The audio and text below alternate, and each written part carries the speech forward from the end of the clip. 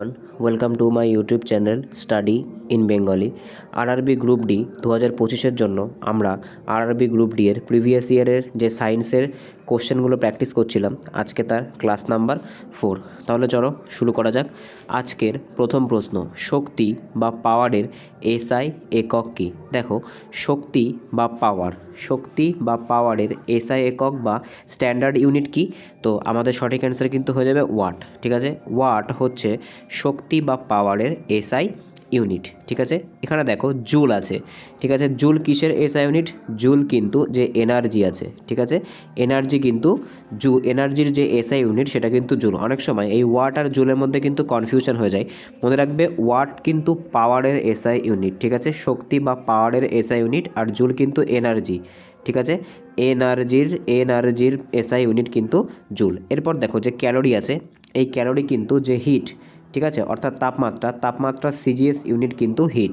ঠিক আছে, এরপর যে নিউটন আছে, নিউটন কিন্তু ফোর্স অর্থাৎ বলের এসআই ইউনিট। ঠিক আছে, নেক্সট কোশ্চেন আমরা দেখে নেব। আজকে 2 নম্বর কোশ্চেন, যখন কার্য শূন্য হয় তখন প্রযুক্ত বল ও সরণের মধ্যে কত ডিগ্রি কোণ উৎপন্ন হয়? দেখো, তোমাদের পরীক্ষায় কিন্তু এই ধরনের কোশ্চেনই আসবে। ঠিক আছে, দেখো এগুলো কিন্তু ফিজিক্সের একদম হার্ডকোর কোশ্চেন, অর্থাৎ এগুলি কিন্তু বেসিক ক্লিয়ার না থাকলে তোমরা কখনোই এই অ্যান্সারগুলো করতে পারবে না।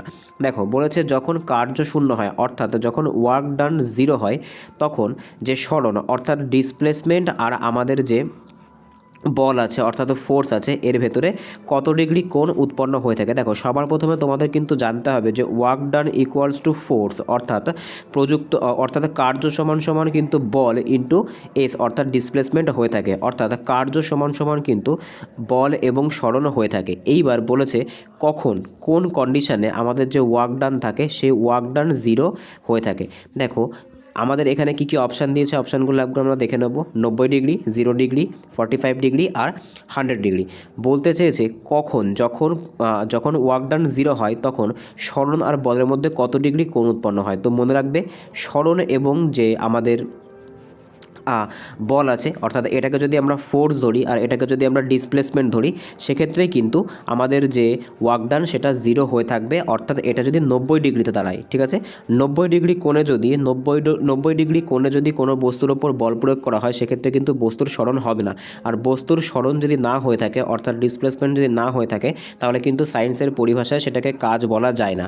ঠিক যেরকম মনে করো তুমি এখানে একটা কিউব আছে, ঠিক আছে, তুমি এই কিউবটাকে ওপর থেকে ফোর্স দিচ্ছ, অর্থাৎ ওপর থেকে তুমি বল প্রয়োগ করছো, তাহলে কিন্তু বলটা আছে এই যে কিউবের নিচে, অর্থাৎ কিউবের নিচে এসে কিন্তু বা কিউবের ওপরে বলটা পড়ার জন্য কিন্তু কিউবটার নিচের দিকে প্রেশারটা পড়ছে, কিন্তু এটা কিন্তু তার নিজের স্থান পরিবর্তন করছে না। ঠিক আছে, নিজের কিন্তু স্থান পরিবর্তন করছে না, অর্থাৎ এটা কিন্তু ডিসপ্লেসমেন্ট হচ্ছে না।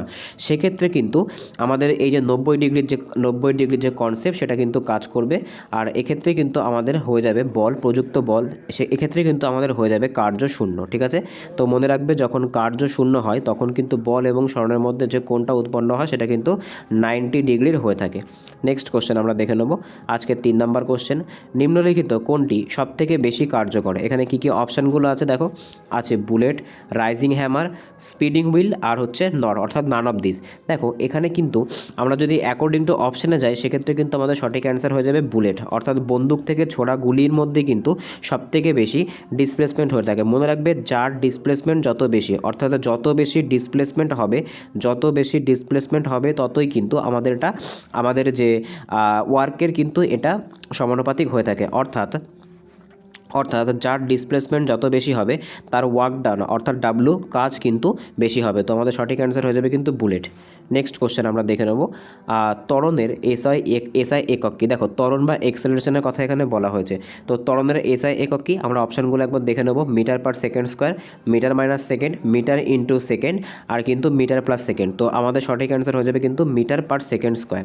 ঠিক আছে, মিটার পার সেকেন্ড স্কোয়ারকে কিন্তু বলা হয়ে থাকে ত্বরণ। এটাকে কিন্তু আমরা আরেকভাবেও লিখতে পারি, এটাকে কিন্তু আমরা m × s⁻² লিখতে পারি। ঠিক আছে, নেক্সট কোশ্চেন আমরা দেখে নেব আজকের 5 নাম্বার কোশ্চেন, জি এর মান সবথেকে বেশি কোথায় হয়। দেখো এটা কিন্তু রেলের একটা ফেভারিট টপিকের কোশ্চেন, আর টিসিএস যদি তোমাদের কোশ্চেন করে থাকে সেক্ষেত্রে কিন্তু তোমাদের এই কোশ্চেনটা তোমরা অবশ্যই দেখতে পাবে। এটা কিন্তু একটা মোস্ট ইম্পর্ট্যান্ট কোশ্চেন, আর ধরে নাও 100% কিন্তু তোমাদের পরীক্ষার জন্য এটা ইম্পর্টেন্ট।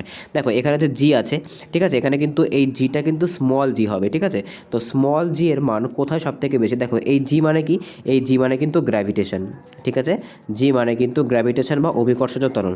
এখানে কি কি অপশান দিয়েছে যে জি এর মান সবথেকে বেশি কোথায় হয়।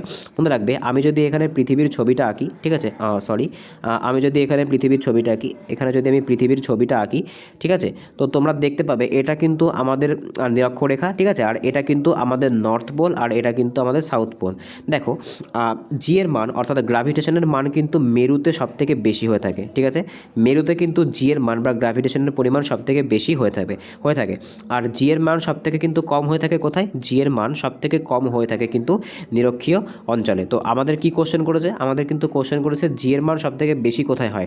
তো সঠিক অ্যান্সার কিন্তু হয়ে যাবে মেরু, ঠিক আছে, মেরু বা পোল, ঠিক আছে, মেরু বা পোলে কিন্তু জি এর মান সবথেকে বেশি হয়ে থাকে। আর জি ফর কি, জি ফর কিন্তু গ্র্যাভিটেশন। নেক্সট কোশ্চেন আমরা দেখে নেব আজকে 6 নাম্বার কোশ্চেন। দেখো এটা কিন্তু একটা ফিজিক্সের ম্যাথ দিয়েছে, তো তোমরা কিন্তু এটাকে ভালো করে বুঝবে, কনসেপ্ট ক্লিয়ার না থাকলে কিন্তু এই ম্যাথগুলো তোমরা অ্যান্সার করতে পারবে না।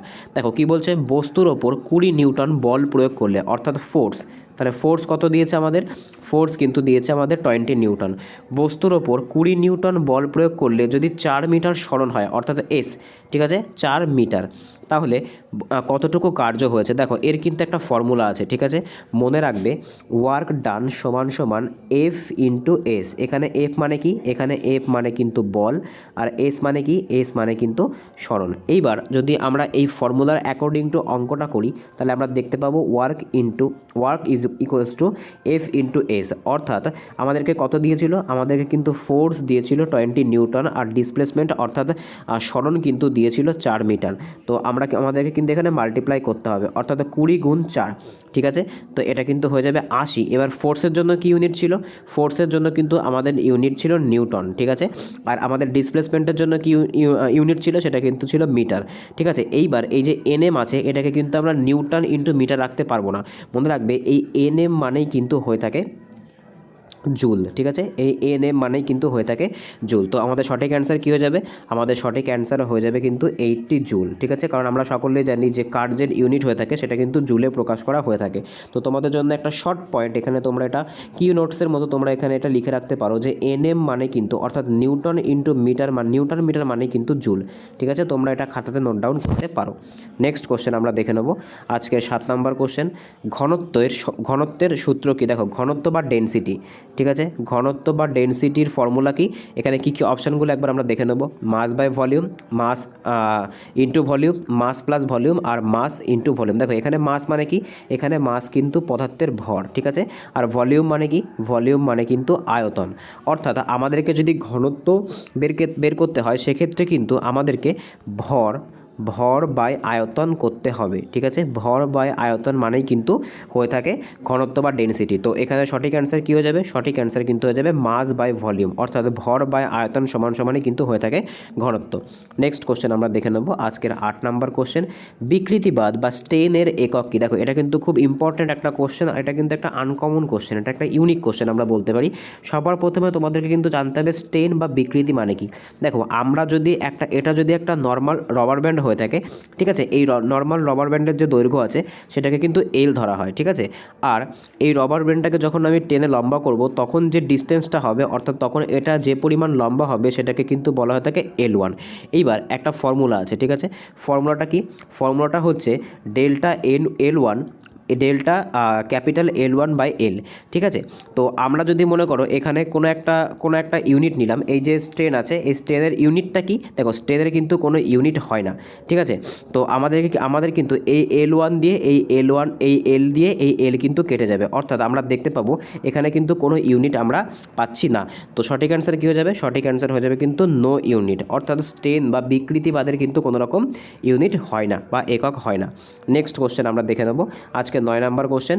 আর নিম্নলিখিত কোনটির মধ্যে সবথেকে, দেখো তোমাদেরকে এক সেকেন্ড, তোমাদেরকে এই যে আগের কোশ্চেনটা আছে, আগের কোশ্চেনটা তোমরা আরও ভালোভাবে বুঝতে পারবে যদি আমরা এই যে দৈর্ঘ্যটা আছে, অর্থাৎ এটা হচ্ছে রাবার ব্যান্ডের দৈর্ঘ্য, যেটা প্রথম দৈর্ঘ্য থাকে নর্মাল অবস্থাতে, এটা হয়ে থাকে এল। ঠিক আছে, এরপর যে দৈর্ঘ্যটা আমরা টেনে লম্বা করছি সেটা কিন্তু হয়ে থাকে L1। আর ফর্মুলাটা কি? ফর্মুলাটা হচ্ছে ডেল্টা L1, অর্থাৎ যেটাকে আমরা টেনে লম্বা করেছি ওটা বাই কিন্তু এল, অর্থাৎ এল কিন্তু কেটে যায়। আর এদের যে ইউনিটগুলো থাকবে সেই ইউনিটগুলো কিন্তু কেটে যাবে, অর্থাৎ এদের কিন্তু কোনো রকম আলটিমেটলি ইউনিট আমরা পাবো না। তো সঠিক অ্যান্সার কিন্তু হয়ে যাবে আমাদের নো ইউনিট। এরপর আমাদের নেক্সট 9 নম্বর কোশ্চেন দেখে নেব। নিম্নলিখিত কোনটির মধ্যে সবথেকে বেশি গতিশক্তি লক্ষ্য করা যায়? দেখো গতিশক্তি মানে কি? গতিশক্তি মানে কিন্তু কাইনেটিক এনার্জি। তোমাদের কাছে কিন্তু একটা কোশ্চেন থাকবে, তোমরা এটা হোমওয়ার্কে জানাবে যে কাইনেটিক এনার্জির ফর্মুলা কী। ঠিক আছে, কাইনেটিক এনার্জির ফর্মুলা কি এটা তোমরা কমেন্টে অবশ্যই জানাবে। আচ্ছা, দেখে নিই এবার আমাদের কোশ্চেনটা। বলেছে নিম্নলিখিত কোনটির মধ্যে সবথেকে বেশি গতিশক্তি লক্ষ্য করা যায়? দেখো এখানে কি কি অপশান দিয়েছে? অপশান দিয়েছে তরল, কঠিন, গ্যাস আর প্লাজমা। মনে রাখবে গতিশক্তি কিন্তু সবথেকে বেশি লক্ষ্য করা যায় গ্যাসের মধ্যে। ঠিক আছে, তো গ্যাসের যে গতিশক্তি আছে, গ্যাসের গতিশক্তি কিন্তু সবথেকে বেশি হয়ে থাকে। মনে রাখবে এই পয়েন্টটা, যে গ্যাসের যে গতিশক্তি আছে সেটা কিন্তু সবথেকে বেশি হয়ে থাকে। নেক্সট কোশ্চেন দেখে নেবো আমাদের 10 নম্বর কোশ্চেন। দেখো এখানেও কিন্তু আর একটা ম্যাথ দিয়েছে। কোনো বস্তুর সরণ কত হবে যদি 7 নিউটন বল প্রয়োগ করার ফলে 56 জুল কাজ হয়ে থাকে? তো আমাদেরকে এখানে কি বের করতে দিয়েছে? আমাদেরকে কিন্তু এখানে ডিসপ্লেসমেন্ট অর্থাৎ সরণ বের করতে দিয়েছে। আমাদেরকে কি দিয়েছে? আমাদের ফোর্স, অর্থাৎ ফোর্স কিন্তু বা বল কিন্তু বলে দিয়েছে 7 নিউটন, আর আমাদের যে ওয়ার্ক ডান সেটা কিন্তু বলে দিয়েছে 56 জুল। এইবার যদি এটাকে আমরা ফর্মুলায় ফেলি তাহলে আমরা কি দেখতে পাবো? ফর্মুলাটা কি? ফর্মুলা হচ্ছে W into F into S, অর্থাৎ W মানে কিন্তু কাজ, F মানে হচ্ছে বল, আর S মানে কিন্তু ডিসপ্লেসমেন্ট। তো আমরা দেখতে পাবো এখানে আমাদের যে W আছে সেখানে কিন্তু 56 হয়ে যাবে, অর্থাৎ 56 জুল হয়ে যাবে। আর ইকুয়ালস টু ফোর্স আমাদের কত বলেছে? ফোর্স কিন্তু বলেছে আমাদের 7 নিউটন, আর আমাদেরকে ডিসপ্লেসমেন্ট বের করতে হবে। তো আমরা কিন্তু এসটাকে এখানে রেখে দেবো। আর এই যে 36 জুল আছে এর নিচে কিন্তু আমাদেরকে 56। ঠিক আছে, এখানে আমি তোমাদেরকে আরেকবার দেখিয়ে দিচ্ছি। দেখো এখানে কি আছে? এখানে হচ্ছে ডাব্লু ইকুয়ালস টু হচ্ছে এফ ইন্টু এস। ঠিক আছে, এখানে দেখো যে জায়গাটা একটু ছোট হয়ে গেছে তাই তোমাদেরকে আমি এই পোর্শনটাতে দেখানোর চেষ্টা করছি। দেখো কি আছে? তো এখানে আমাদের ফর্মুলাটা কিন্তু W equals to F into S. ঠিক আছে, তো আমাদের যে ওয়ার্ক সেটা কত বলেছে? সেটাও কিন্তু বলেছে 56 জুল। ঠিক আছে, সেটা কিন্তু বলেছে 56 জুল। এবার যদি আমরা দেখি, এইখানে যদি আমরা দেখি এটা কিন্তু হয়ে যাবে 56 জুল। এবার এখানে যে এফ আছে সেটা কিন্তু বলেছে 7 নিউটন আর ইন্টু এস, অর্থাৎ আমরা কিন্তু এসটাকে এখানেই রাখবো, আর এই যে 56 নিচে কিন্তু 7টা নিয়ে আসবে। যদি 7 দিয়ে আমরা কাটি তাহলে কিন্তু হয়ে যাবে 8। ঠিক আছে, 7 8 56। তো এবার আমাদের যে ডিসপ্লেসমেন্ট অর্থাৎ সরণের ইউনিট কিন্তু হয়ে থাকে মিটারে। তো আমাদের সঠিক অ্যান্সার কী হয়ে যাবে? সঠিক অ্যান্সার হয়ে যাবে কিন্তু 8 মিটার। ঠিক আছে, 8 মিটার কিন্তু আমাদের সঠিক অ্যান্সার হয়ে যাবে। এইবার দেখো তোমাদের কিন্তু এখানে যে ইউনিটটা আছে সেটা কিন্তু আমরা ইউনিটটা ওইভাবে পাইনি, আমরা কিন্তু পেলাম যে কত পেলাম আমরা? 7, অর্থাৎ আমরা কিন্তু এখানে পাচ্ছিলাম যে 7, আর আমরা যদি এখানে 7 নিউটন আর এখানে যদি 56 জুল কাটাকুটি করি তাহলে কিন্তু এখানে আমরা পেয়ে যাব 8 জুল পার নিউটন। মনে রাখবে জুল পার নিউটন মানেই কিন্তু মিটার। তো আমাদের সঠিক অ্যান্সার কত হয়ে যাবে? আমাদের সঠিক অ্যান্সার কিন্তু হয়ে যাবে 8 মিটার। নেক্সট কোশ্চেন আমরা দেখে নেবো আজকের 11 নম্বর কোশ্চেন।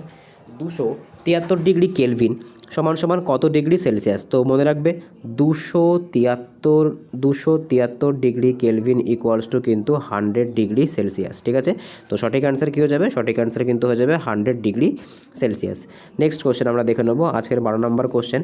নিম্নলিখিত কোনটি তাপমাত্রার একক নয়? দেখো এর মধ্যে কোনটা তাপমাত্রা বা হিটের একক নয়? তো আমাদের প্রথমে অপশানগুলো দেখতে হবে।